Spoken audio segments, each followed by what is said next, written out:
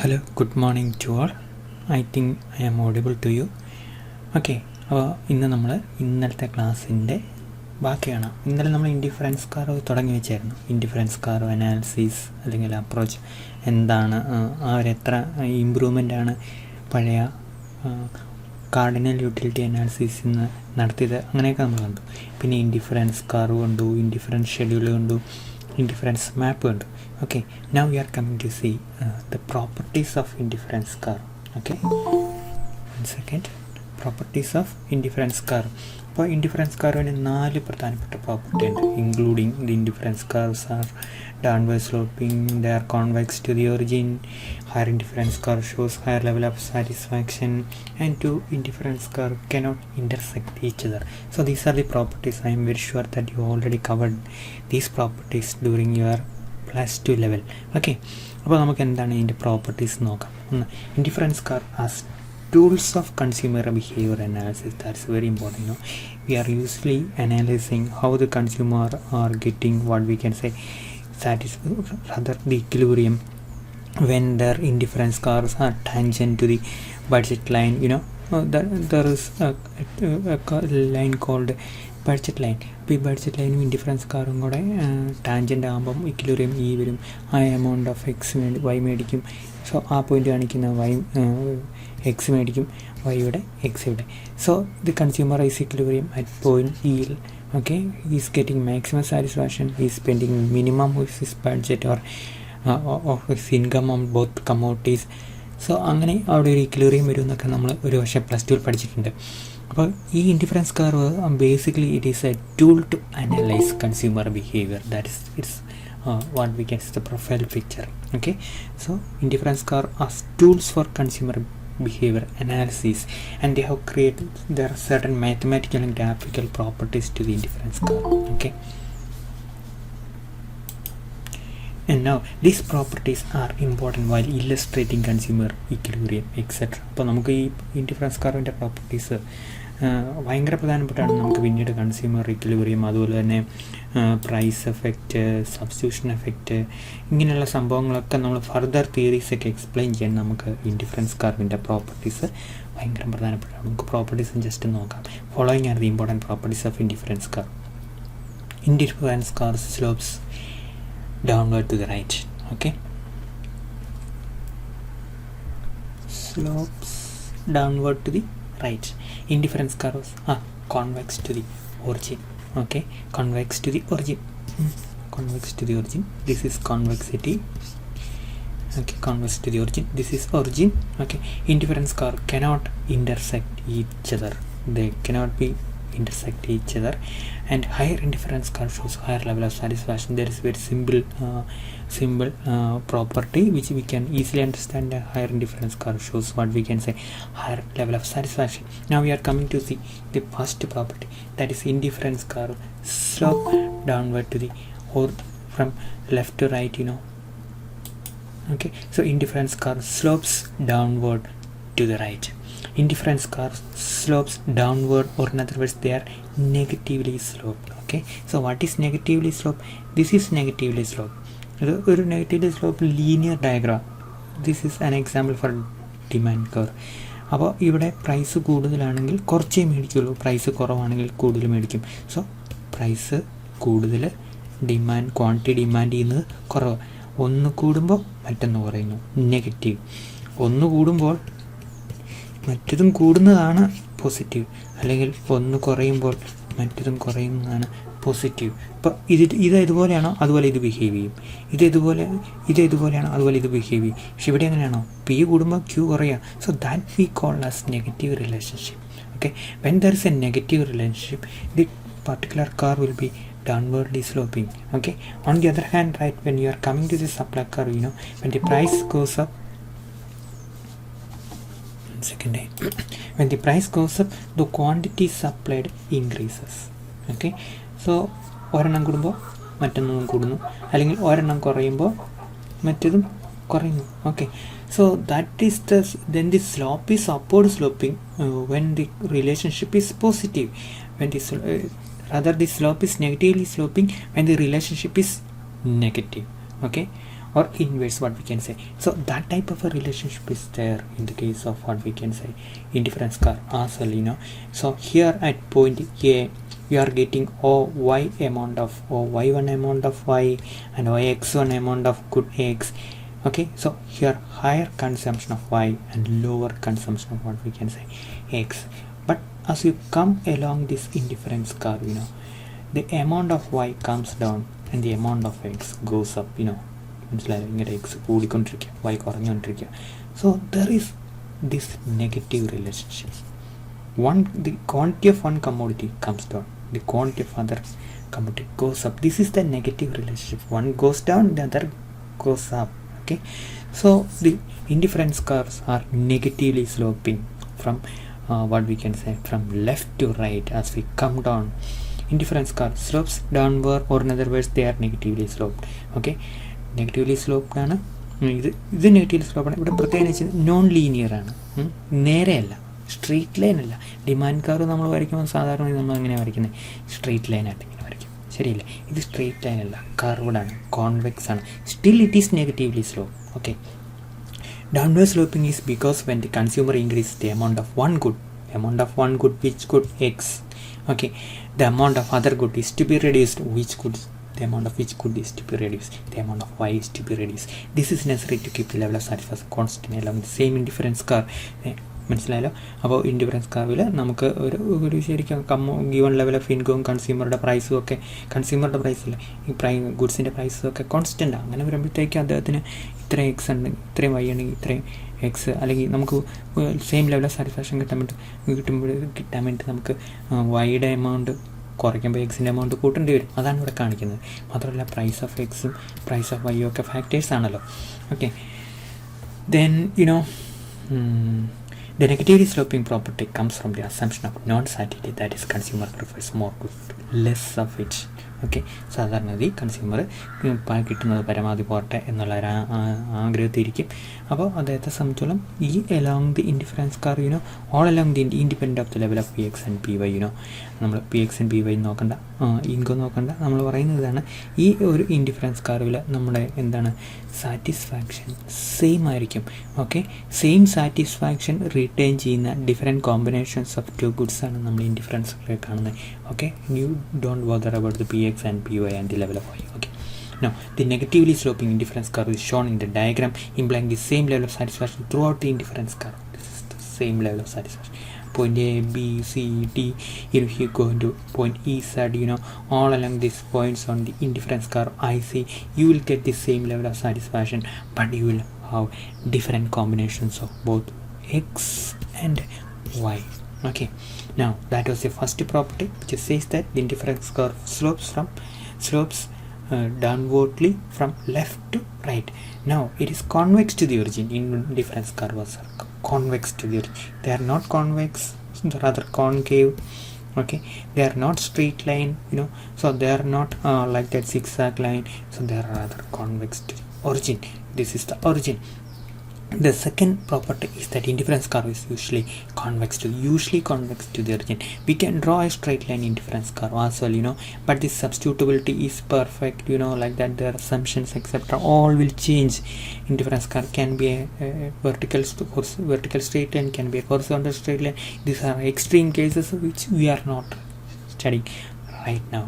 Okay, these are possibilities, but on an average or usually, you know, indifference curves are convex to the origin. Convexity of the indifference curve is due to diminishing marginal rate of substitution between two goods. Diminishing marginal rate of substitution means, you know, when you consume one commodity additionally. Okay, when you get one commodities, you know, additionally 1 unit of a particular commodity, you have to give the other commodity, but the amount of the other commodity you have to give comes down when you go down the indifference curve, which we will study later. Okay, don't worry. അപ്പോൾ diminishing marginal rate of substitution, നമ്മൾ X ഓരോ unit കൂടുതൽ കിട്ടാൻ വേണ്ടിയിട്ട് കൊടുക്കേണ്ട വൈയുടെ amount കുറഞ്ഞിരിക്കും. അപ്പോൾ അതാണ് ഈ diminishing marginal rate of substitution എന്ന് പറയുന്നത്. നമ്മൾ ആ കോൺസെപ്റ്റ് പഠിക്കുമ്പോൾ മാത്രം നമ്മൾ ഡീറ്റെയിൽ ആയിട്ട് മനസ്സിലാക്കും. Here the consumer has to give more and more commodity when he tries to get each additional unit of the commodity. Okay, then, you know, Indifference curves are convex to the origin. Diagram is convex to the origin. The convexity of indifference also indicate degree of substitutability between two goods. Lesser the convexity, higher will be substitutability. A second.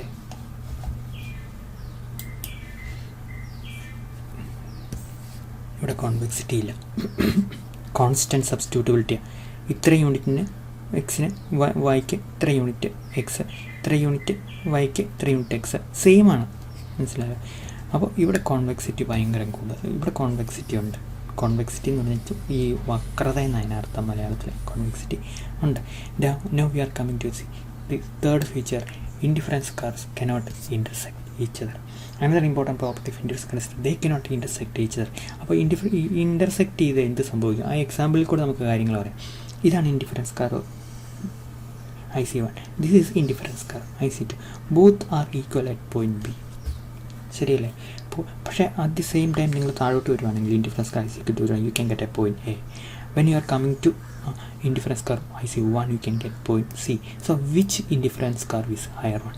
നമുക്ക് കൃത്യമായിട്ട് പറയാൻ പറ്റില്ല. കാരണം B എന്ന് പറയുന്ന point indifference curve എയിലും IC1ലും IC2ലും ഉണ്ട്. നമ്മൾ IC1 കൂടെ വരുമ്പോഴത്തേക്കും നമുക്ക് സി എന്ന് പറഞ്ഞൊരു പോയിൻ്റ് നമുക്ക് കാണാൻ പറ്റും ഇവിടെ. അതേസമയം നമ്മൾ IC2 കൂടെ വരുമ്പോൾ എ എന്ന് പറഞ്ഞൊരു പോയിൻ്റ് നമുക്ക് കാണാൻ പറ്റും. ഇവിടെ നോക്കുവാണെങ്കിൽ സി എയേക്കാളും മുകളിലാണ്. ശരിയല്ലേ? സി നമുക്കിവിടെ നോക്കാം, ഇങ്ങനെ നോക്കാം. സി എയേക്കാളും മുകളിലാണ്. നമുക്ക് അതേസമയം നമുക്ക് പറയാൻ പറ്റും, നമുക്കിങ്ങനെ ഒരു പോയിൻ്റൊക്കെ അങ്ങോട്ടും ഇങ്ങോട്ടും വരയ്ക്കാതെ ഈ രണ്ടും സെയിം ലെവൽ ഓഫ് സാറ്റിസ്ഫാക്ഷൻ. കാരണം ഈ ബി പോയിൻറ്റിലെ സാറ്റിസ്ഫാക്ഷൻ തന്നെയായിരിക്കും സി പോയിൻറ്റിൽ, ബി പോയിൻറ്റിലെ സാറ്റിസ്ഫാക്ഷൻ എന്തായിരിക്കും എ പോയിൻറ്റിൽ. അങ്ങനെ നോക്കുവാണെങ്കിൽ നമുക്ക് മനസ്സിലാക്കാൻ പറ്റും സി പോയിൻറ്റിൽ നമുക്ക് higher level of commodity Y consume ചെയ്യാം. അങ്ങനെ പറ്റുമോ? അങ്ങനെ പറ്റില്ല. അതൊരു കാരണവശാലും സാധ്യമല്ല. നമുക്ക് ഡിഫറെൻറ്റ് യൂണിറ്റ് ഓഫ് വൈ നമുക്ക് ഉപയോഗിക്കേണ്ടി വരിക. സെയിം ലെവൽ ഓഫ് നമ്മൾ എക്സ് ഉപയോഗിക്കുക, എന്നിട്ടും സെയിം ലെവൽ ഓഫ് സാറ്റിസ്ഫാക്ഷനെ പറ്റുള്ളൂ. So that is inconsistent. That is not possible. So when an indifference curve intersect with another one, there will be a common point. Okay, at the same time there will be different points which give different, what we can say, different combinations of both y and x, and that gives same level of satisfaction, and this is not possible. So an indifference curve, we can say that cannot intersect each other. They cannot intersect each other. Now we are coming to the next point, that higher indifference curve represent higher level of satisfaction. Okay, ഇവിടെ നമ്മൾ രണ്ട് indifference കർവിനെ നമ്മൾ വരയ്ക്കുകയാണ്. നോക്കുകയാണ് IC2 IC1, point എസും point Q. Understandably higher indifference curve shows higher level of satisfaction because he gets here there will be more amount of consumption of both x and y. Okay, x2 x1 y2 y1. Okay, അപ്പോൾ നമ്മൾ മുകളിലേക്ക് പോകുമ്പോഴത്തേക്കും indifference curve മുകളിലേക്ക് പോകുമ്പോഴത്തേക്കും നമുക്ക് എന്താണ് കാണിക്കാൻ പറ്റുന്നത്? It shows higher level of satisfaction, understandably. Okay, when you go up, you can say that your satisfaction level is higher compared to the lower indifference curve. Okay, so here a higher indifference curve shows what? A higher level of satisfaction. Okay, so that is about the properties of indifference curve. We have quickly gone through these properties mainly because you have covered these properties, this topic in your +2 level. So there are a lot of difficult topics which are coming under the indifference curve, like extent substitution effect, like that. So we are not going to elaborate the properties right now because we covered them already. Now see, we are coming to an important point. The property of indifference curve is that there is a marginal rate of substitution. What is the marginal rate of substitution? Marginal rate of substitution means how much of the additional y you gives to get an additional unit of x. നമുക്ക് ഇങ്ങനെ indifference കർവിലേക്ക് താഴേക്ക് വരുമ്പോൾ ഇതാണല്ലോ indifference curve. ഇതൊരു പോയിൻ്റാണ്. ഇവിടെ നമ്മളൊരു point ഈ പോയിന്റിലേക്ക് വരുമ്പോഴത്തേക്കും നമുക്ക് മനസ്സിലായി നമ്മൾ ഇത്രയും എക്സ് കൂടുതൽ മേടിച്ചു, കാരണം നമ്മൾ ഇത്രയും വൈ നമ്മൾ കൂടുതൽ കൊടുത്തു. ശരിയല്ലേ? ഇത്രയും വൈ നമ്മൾ കൂടുതൽ കൊടുത്തു. അതാണ് ഡിലീറ്റ് ചെയ്യട്ടെ. ഡിലീറ്റ് ചെയ്യണം. നിങ്ങൾക്ക് ഇച്ചിരി കാര്യമായിട്ട് പോയിട്ട് ഡിലീറ്റ് ചെയ്തു. വി എടുത്തു റീഡ് മോഡിലിട്ടു. അപ്പോൾ നമുക്ക് ഈ ഇൻഡിഫറൻസ് കർവിൻ്റെ ഒരു പോയിൻ്റ് അടയാളപ്പെടുത്തുക. ഈ പോയിന്റിൽ നമ്മൾ ഇത്ര വൈ കൺസ്യൂം ചെയ്യുന്നുണ്ട്. പോയിന്റ് നമ്മൾ എത്ര വൈ എക്സ് കൺസ്യൂം ചെയ്യുന്നു, ഇത്ര എക്സ് കൺസ്യൂം ചെയ്യുന്നുണ്ട്. നമ്മൾ ഈ പോയിന്റിലേക്ക് വരിക. നമ്മൾ വിചാരിക്കുകയാണ് എന്താണ് ഒരു യൂണിറ്റ് എക്സ് നമ്മൾ കൂടുതൽ മേടിക്കും. അപ്പോൾ നമ്മൾ ഒരു യൂണിറ്റ് എക്സ് എന്ന് പറഞ്ഞാൽ ഒരു യൂണിറ്റ് എക്സ് നമ്മൾ കൂടുതൽ മേടിക്കുക. കാരണം നമ്മൾ ഇതുണ്ടോ, ഇതാണ് ഒരു യൂണിറ്റ് കൂടുതൽ എക്സ് മേടിക്കുക. അപ്പോഴത്തേക്കും നമ്മൾ വൈയുടെ കൺസംഷൻ ഇത്രയും കണ്ട് കുറയ്ക്കേണ്ടി വന്നു. ഇത്രയും കണ്ട് നമ്മൾ വൈ കുറച്ചു. ശരിയല്ലേ? So this is the rate of substitution of Y to get 1 unit of x, and we call it as marginal rate of substitution. Okay, it's a rate of substitution. Actually it is a rate of substitution. You give delta y to get what?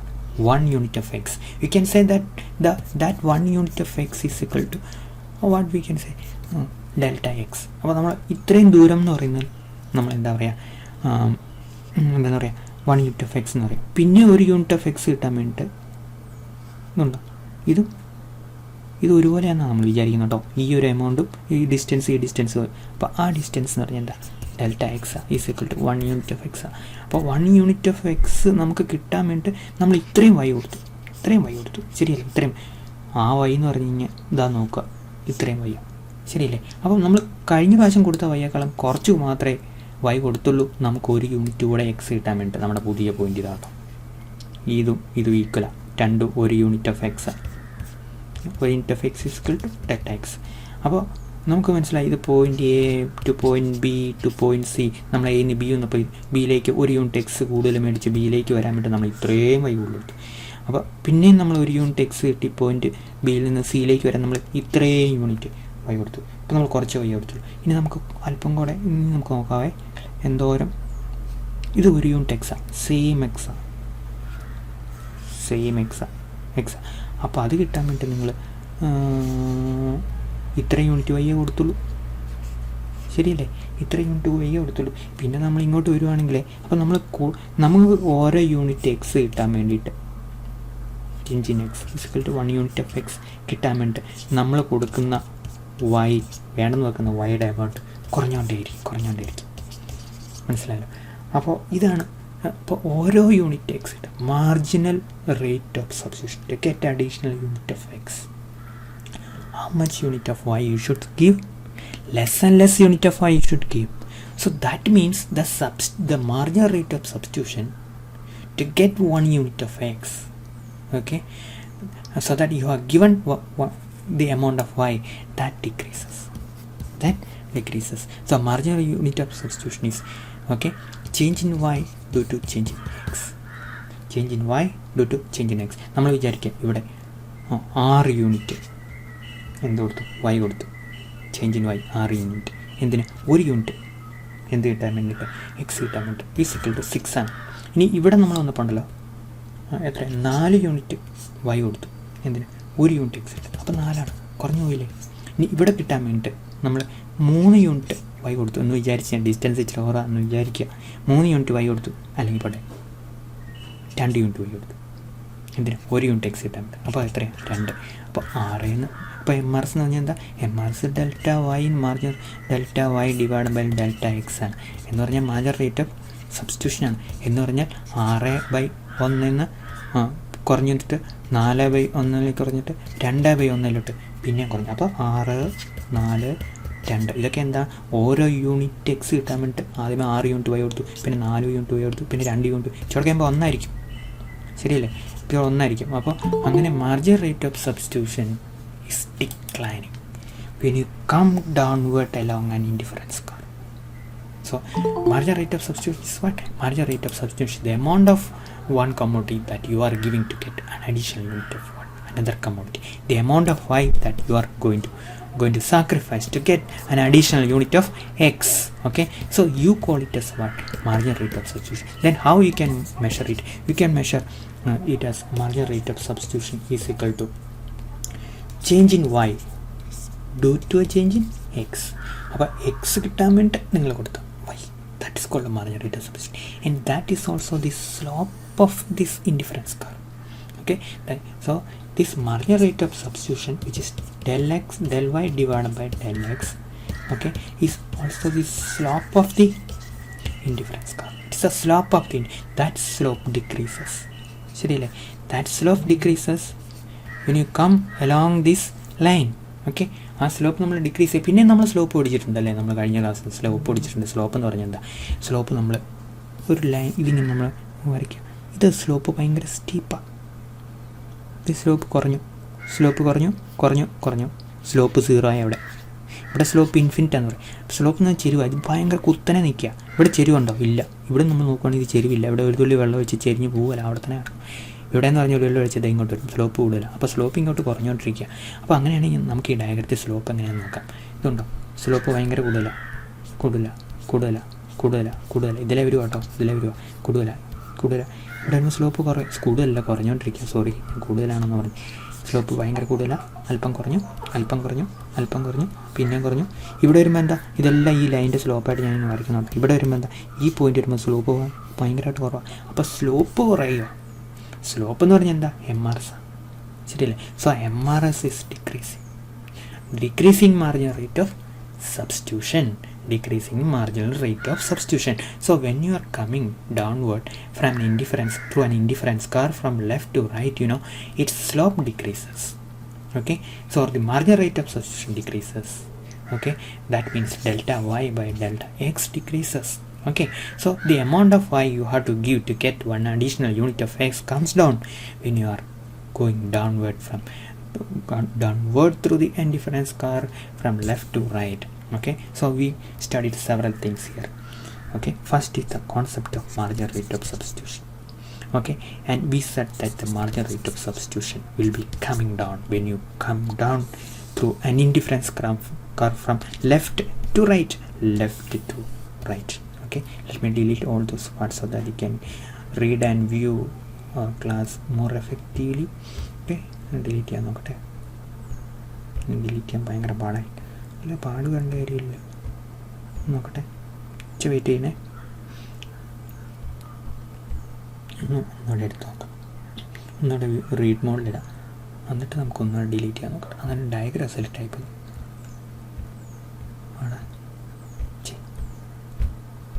നിങ്ങൾക്ക് എവിടെ ഉണ്ടല്ലോ അല്ലേ? പോണില്ല. കിട്ടി. ഇനി എടുത്തുകൊണ്ട് വരാൻ നോക്കാം. എങ്ങോട്ട് എടുത്തുകൊണ്ട് വരാം? പോയി ഡിലീറ്റ് ചെയ്തില്ലേ, നമുക്ക് വായിക്കാൻ പറ്റിയില്ല. അതുകൊണ്ട് സമയം പോകുന്നു തോന്നുന്നു. ഞാനത് ഡിലീറ്റ് ചെയ്യുന്നില്ല. നമ്മൾ ഗീവ് അപ്പ് ചെയ്തു. പോട്ടെ. So marginal rate of substitution, the rate at which the consumer is prepared to exchange good X and good Y is known as marginal rate of substitution. We elaborated right now. It shows that the consumer is ready to give only less and less unit of one commodity delta Y to get an additional unit of the other commodity delta X is equal to delta X. One unit which we substitute. Marginal rate of substitution is the slope of the indifference curve. Okay, it is a slope of the indifference curve. This slope is coming down. Marginal rate of substitution hence is the rate at which the consumer is prepared to exchange good X and good Y. Okay, towards the downward slope of the indifference curve shows that the individual is ready to give less and less unit of what Y to get one unit of one additional unit of X. Hence the marginal rate of substitution X for Y is decreasing along indifference curve. In other words, the amount of the consumer is ready to give up to get one more unit of X is decreasing. This is the marginal rate of substitution.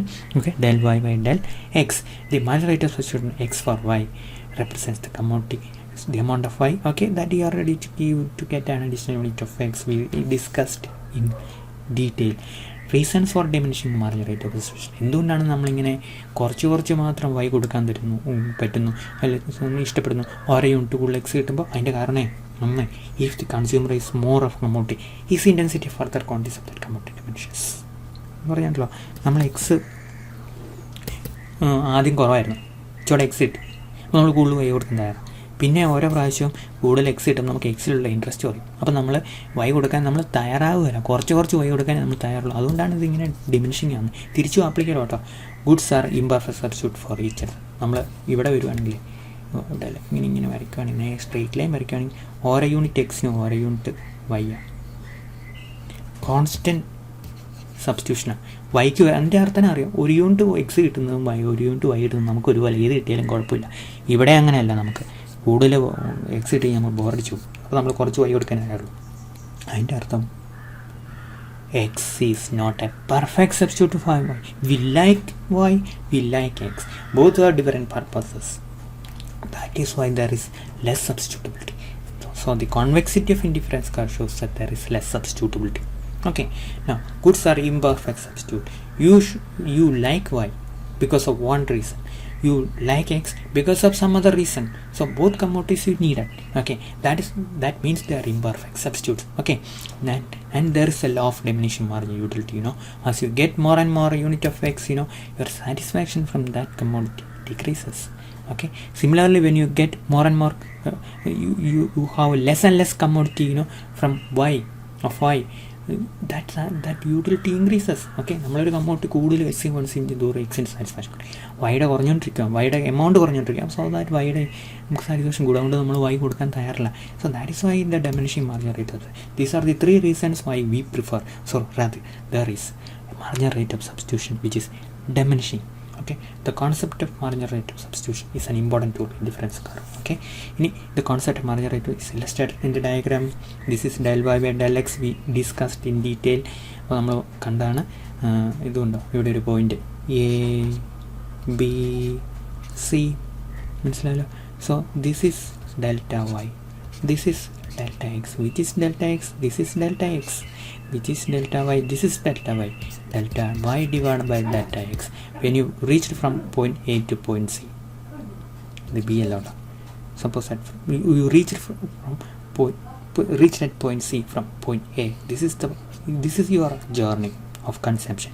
Okay, so when you reached, നമുക്ക് point C മാറ്റിയിട്ട് ഞാൻ നിങ്ങൾക്ക് point B അടയാളപ്പെടുത്താം, അല്ലെങ്കിൽ നിങ്ങൾ ഈ B confused ആയി B ഇതുപോലെ ക്യൂ എന്നൊക്കെ പറഞ്ഞുതരാം. Okay, when you reach point B from point A, you have given up y amount, delta y amount of y, and you have got delta x amount of what we can say x. So this is a marginal rate of substitution, delta y divided by delta x. Okay, that when we reached point B from point A. Okay, so that is about the concept of marginal rate of substitution between two commodities x and y, and it is represented in the slope of the indifference curve, which is represented as, we can say, delta y divided by delta x. Okay, so that is all about today's class. നമുക്ക് ബാക്കി ഒരു concept budget line അത് പഠിക്കണമെങ്കിൽ നമുക്ക് time വേണ്ടി വരും, mix ചെയ്യേണ്ട എല്ലാം കൂടെ. അപ്പോൾ നമുക്ക് അടുത്ത ക്ലാസ്സിൽ പഠിക്കാം. So please review these notes as well from our classroom. നമുക്ക് ക്ലാസ്സിൽ നിന്ന് എത്തിക്കട്ടെ ഒരു സെക്കൻഡ്.